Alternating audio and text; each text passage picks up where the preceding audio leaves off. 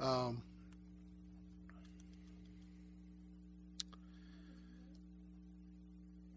let's see. This isn't what I was going to talk about, but listening to Freddie and something Sherry has said, and her having this weekend where she's got to go visit all the friends and family of several people who's died. A while back, I remember there's a story me and her joke about every so often where we were doing prayer requests when we were up in Virginia at our little home church, and she had mentioned someone, she put someone up prayers, and then she kind of added at the end, she's like, and and with a stern look on her face, like she was trying to figure out how to convey it, she just kind of said, everyone for everything. And, we kind of had a chuckle. It was kind of silly to try to, clearly you can't write that all out on a list, but it's, it's when you have those moments where, you have, it seems like everyone around you, someone's got someone dying, or in Sherry's case this weekend, several people she knows personally has died all in one fell swoop. And then, of course, the tragedy down in Florida and such. You have these moments where you realize that for every nationwide tragedy, there's tens of thousands of personal tragedies that no one's speaking up about. So, that's something I know Sherry actually does believe in. It was funny at the time, but, it's the idea that everyone for everything, because I'm sure all of us have our own little issues that were going on that we don't bring up at prayer requests. So, just wanted to say that real quick. But to start this one out real quick, I know I've normally bring up titles like what I learned from X, what I learned from this. This one's going to be called What I Didn't Learn from Dale Carnegie. So in the 1920s, Dale Carnegie that's when he launches Dale Carnegie Institute. After then, that was just kind of his mission, as it was, because he was a kid in a small town. He didn't like the small town life, wanted to get out of it, and this speaker came through town one day and just inspired him. And so he grew up learning about how to present himself, about salesmanship, about being a good speaker, and it launched him to success. So that's what he started to teach at his school, was the idea of leadership, about salesmanship, about charisma and being able to be strong as a leader. He wrote the still often used, although some people think it's a little bit more archaic than for a modern audience. He wrote the book How to Win Friends and Influence People, which I have had people suggest to me to read. So it's still used today, this book that he wrote back then. This was a big turning point, because while he wasn't the initiator of this kind of cultural shift, he certainly helped to make it more widespread, to perpetuate it, of this idea in the American zeitgeist of charisma and of salesmanship and and leadership in that some kind of way. So of course, he's doing this. All the self-help books start talking about, focusing on bold action, about charisma. Men were taught to be bold, be strong leaders, be able to speak well.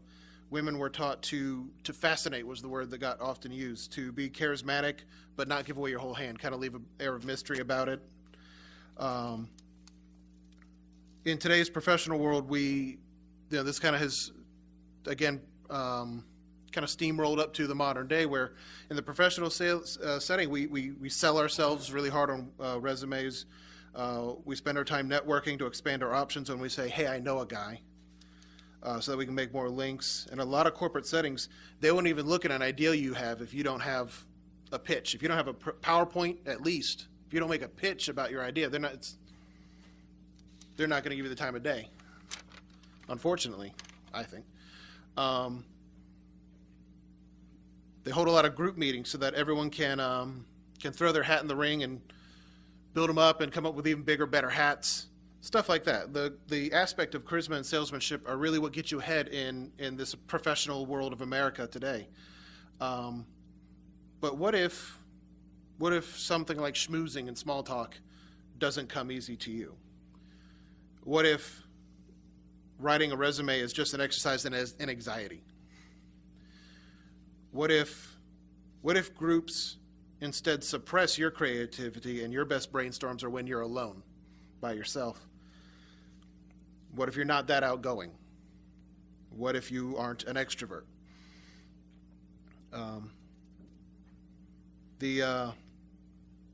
Many of you guys at least will know who this guy is if you haven't heard his name, but Tony Robbins will often counter, what if you're not an extrovert, with the statement, you don't need to be an extrovert to feel alive, which to an introvert is problematic because it implies that one would have to be an extrovert to feel alive. Because the issue is that an introvert doesn't feel alive in the extrovert's world. At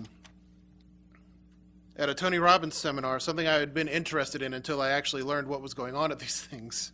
And then it became a very scary idea to me. Me personally, as an introvert, as I'm already implying, the air conditioning at a Tony Robbins seminar is cranked down lower than it should be to account for his metabolism. He is an apotheosis of extroverted energy, leading the audience in chants, cheers, dancing. One introvert said of him going to his seminar, it'd take another ice age to cool that man down.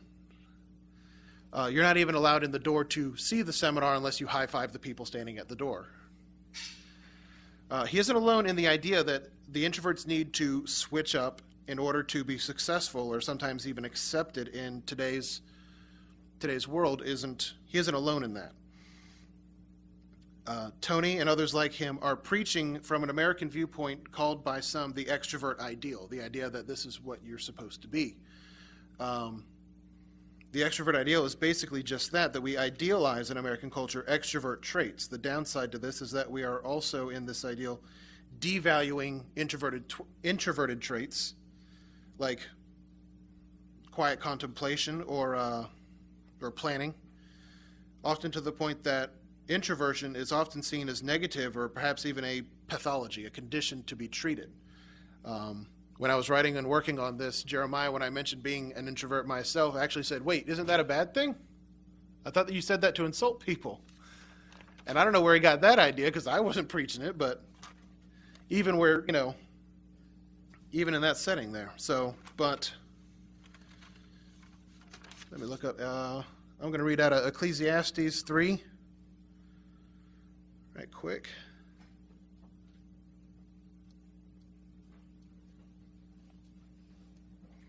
There it is.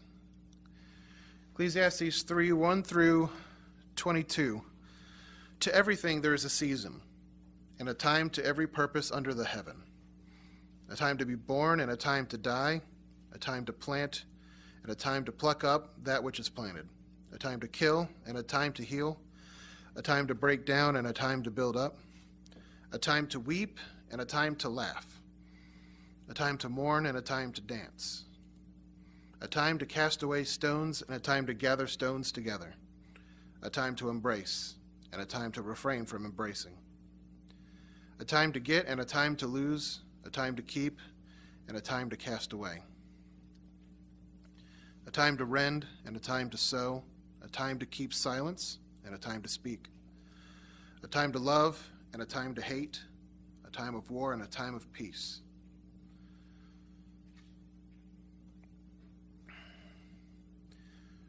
Reading this verse, I have to ask with this extrovert ideal is that isn't there potentially some kind of balance that can be achieved? Is there not some place for introversion in the extroverted world that is America?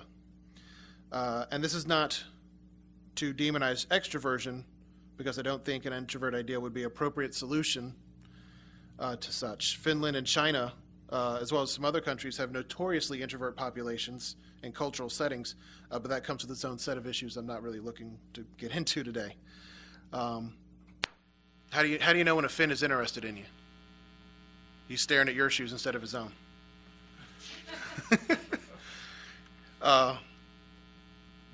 So because part of our nature as humans includes an in-crowd, out-crowd mentality, part of this biology of our brain seeking that dichotomy, with a culture bent toward extroversion, you end up alienating someone who might be introverted or forcing them to conform to something that has actual psychosomatic consequences to having to conform to. It's not unlike when we had really heavy pushes culturally to turn all our left-handed kids into right-handed kids. Even Leonard Nimoy, who philosophically largely felt that you should let your kids do whatever they want, pushed to have all our southpaws toward northward. But again, can't we achieve a balance? As Solomon told us, there is a time for bold action. There should also be another time for quiet contemplation. Can we be leaders from both angles? And I think it's safe to say so, and that the Bible would also preach as well. I think it's safe to say that David was an extrovert. Taking down Goliath certainly required no thought on his part. It was all action. I'm going to go get the stuff I need. I'm going to go do it. And an introvert would be far too aware of every set of eyes watching him as he danced before the ark. Most likely, Solomon took after his father. Even with his unparalleled wisdom, I have to assume that it would take some charisma and schmoozing to arrange all the treaties and marriages that he took part in for the betterment of his country, at least the betterment financially and what like that. I would wager that Samson was a pillar of action and schmoozing, even throwing out the first one-liner with his pun at the end of killing the 1,000 guys. It doesn't translate to the English, but again in the Hebrew, I think I've mentioned this before, in the Hebrew he's making a pun on the color red when he says, I've killed 1,000 men on these hills with the jawbone of a donkey. He's actually, it's wordplay on the color red. So you can make the argument that the Bible felt the necessary to write down his one-liner at this point. But what about Moses and his leadership? If we go into Exodus 3, we'll start there.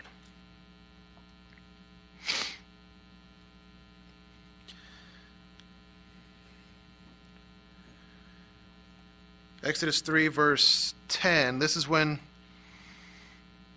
Moses has come up to the burning bush, and he's getting his instructions from God. And he says, Come now, therefore, and I will send thee unto Pharaoh, that thou mayest bring forth my people, the children of Israel, out of Egypt. And Moses said unto God, Who am I that I should go unto Pharaoh, that I should bring forth the children of Israel out of Egypt? He didn't want to go. This is not a role he wanted. He was reluctant to go and speak in front of these people. And right out the gate in 4, Moses answers him again and said, But behold, they will not believe me, nor hearken unto my voice, for they will say, The Lord hath not appeared to thee.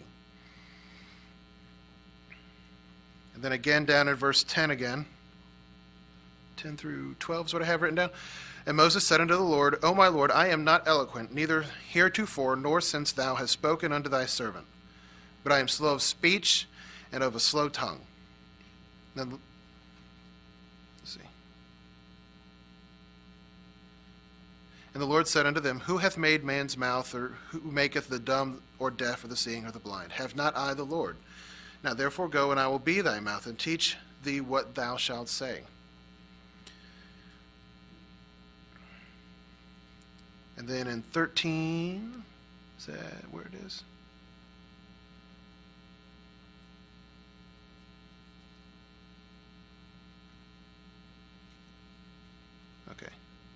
Okay, not quite yet. All right.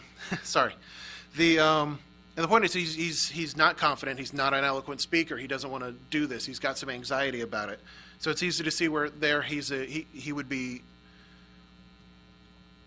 more introverted, even to the point of in verse 13, which I was reading in the King James when I was reading through this. He says again to God, O my Lord, send, I pray thee, by the hand of him who thou wilt send. Which doesn't read well in modern, but when I switched to the World English Bible, it just said, are you really sure you want to send me? And I can picture that just coming out in a whimper. Just this, are you sure? Just that last pleading moment of him to try to get out of this. I think it's easy to believe that John the Baptist was an introvert. The man lived out in the woods, foraged for everything that he needed. And he must have just been able to thrive in that quiet and solitude if he was going to live out there like that. But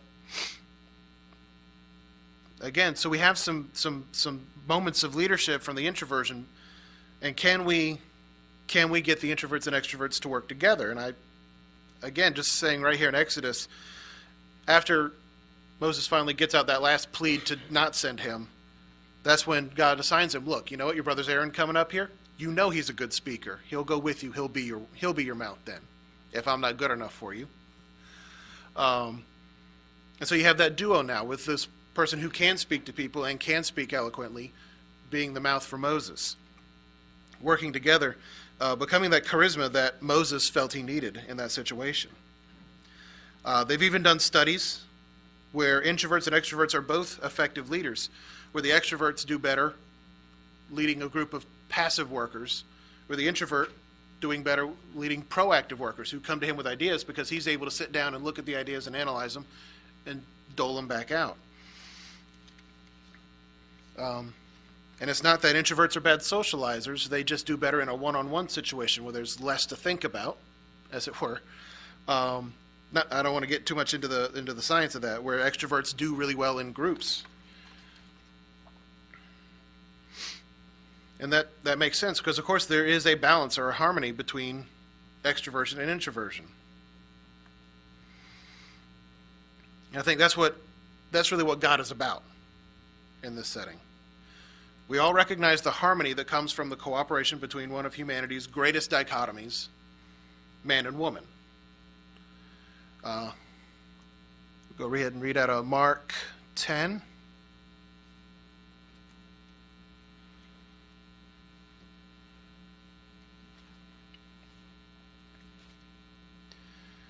Mark 10, for this cause shall a man leave his father and mother and cleave to his wife, and they twain shall be one flesh, so then there are no more twain but one flesh. The idea of two people who are disparate on a biological level is part of all the imagery of family in the Bible. The idea of these two things working together. Any of us who've been married for an amount of time know that we have different traits that complement each other, and when we're working together as one unit, allowing the other one to work in those traits, things work better. We're meant to work together in harmony. We know that. Oop, I already said that. It's not unlike the systems and organs in our bodies. None of them can just take point and take care of the other ones without them doing their job. They all have to cooperate toward one goal in the body, keeping everything alive. And there's a little bit of a second issue arisen from this. I don't need that yet. I'm sorry. So this point of harmony is a point that kind of came up in the Infuse discussion. You know, our theme this year is going to end up being, it is, when all else fails, the idea of trusting in God. And one of the topics that got brought up and we discussed for a little bit was that balance between prayer and action. How much do you trust to God? How much do you take action in solving your own problems? And at the end of the day, that failing to achieve that balance comes to a lack of faith in one degree or another, either a lack in faith of yourself, the idea that you aren't good enough to receive God's will, or the lack of faith in Him that He'll do it. Or perhaps just, for lack of a better term, laziness, the idea of I'm just going to pray for it and I'm going to walk off and let God handle it. But I think the real point of that is the idea that it is not a balance between the two. It'd be really easy to pray to God to grant you more patience, but if you don't work on the patience, what has He got to work with you on? The idea, I think, is that He wants to work with us in harmony, that we should have faith in Him to provide these things for us, but we need to meet Him halfway.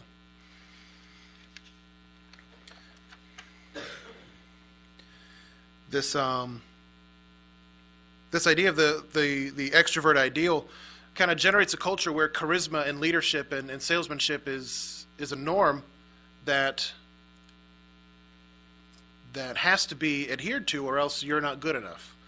I've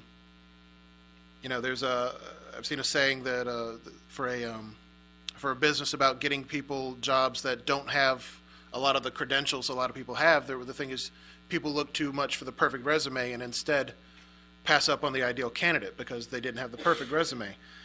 It almost generates a culture of facade, for lack of a better word. We want to make sure that we are seen in this ideal, especially in today's society where we have we have all this social media and stuff like that, which in psychological terms, when you're putting on social media is your projected self versus your self-image. And because it's easier to project on social media in this modern culture, there's a much greater disparation between what is real and what we're trying to pull off in front of other people. So it's no surprise that we have more people suffering from depression these days than ever before.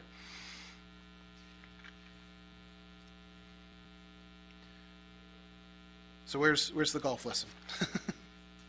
Let me get to my point. I'm sorry. So at the end of the day, to combat all this, harmony and honesty would be the best policy. And that's not to say that introverts don't lie, but perhaps if we're a bit more open about our fears and our mistakes to each other, if we can share and be open about our own qualities, perhaps it would be easier to achieve that harmony.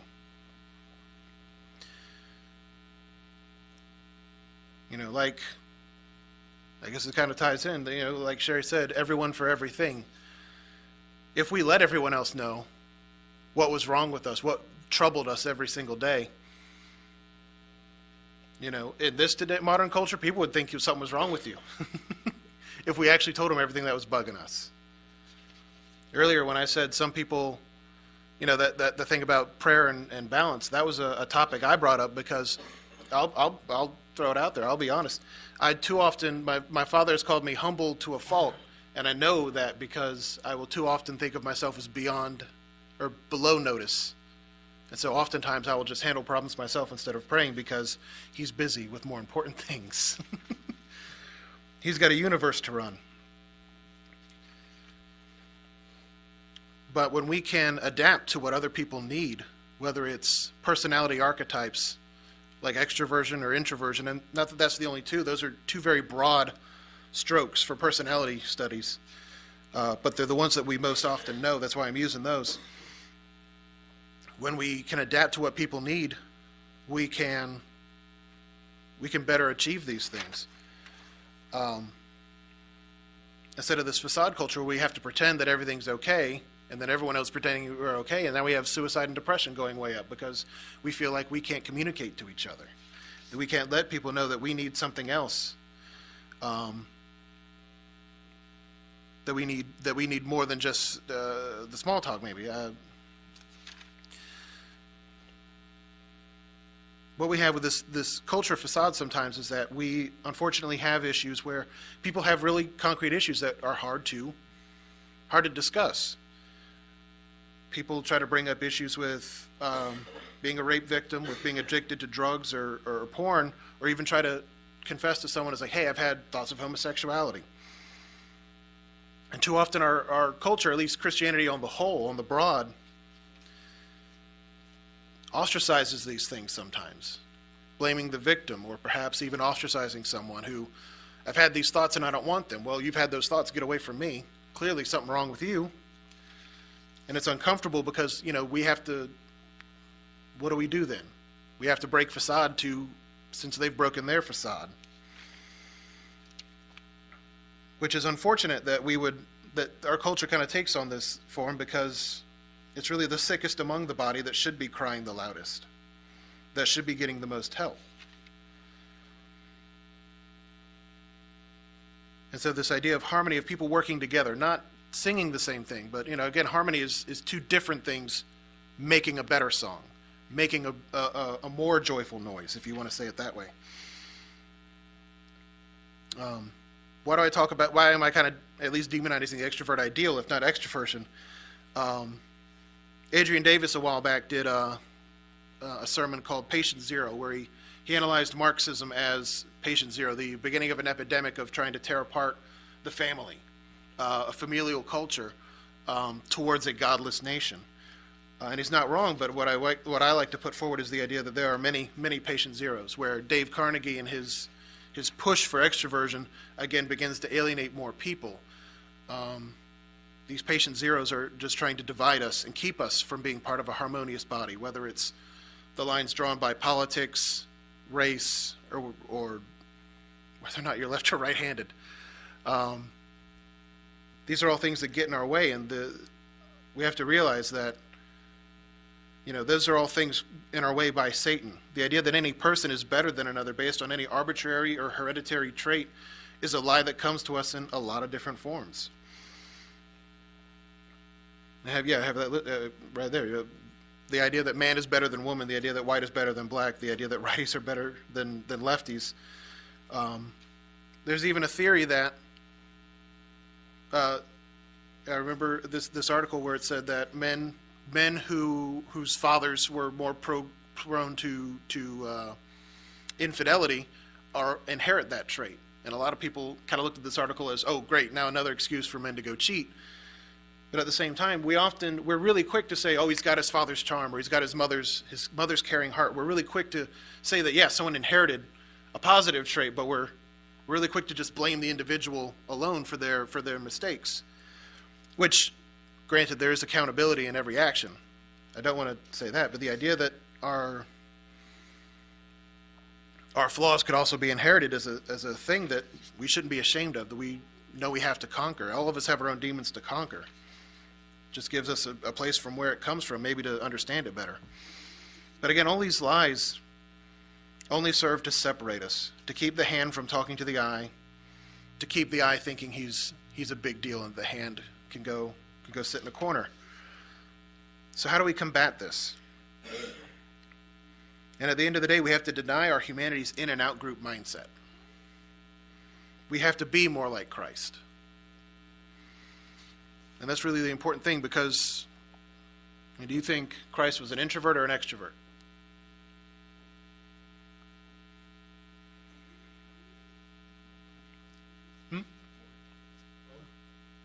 I would wager he was both. He was what people needed him to be. I doubt an introvert is good at self-monitoring an introvert, because some introverts can pull off fake extroversion. As good at self-monitoring as some introverts could be, I doubt that he could handle a crowd of 5,000 people and still be okay. And I know Sherry laughed when I said this. She ain't here to laugh at it this time, but I doubt very sincerely that an extrovert would have been okay sitting 40 days in the wilderness by himself without losing his mind.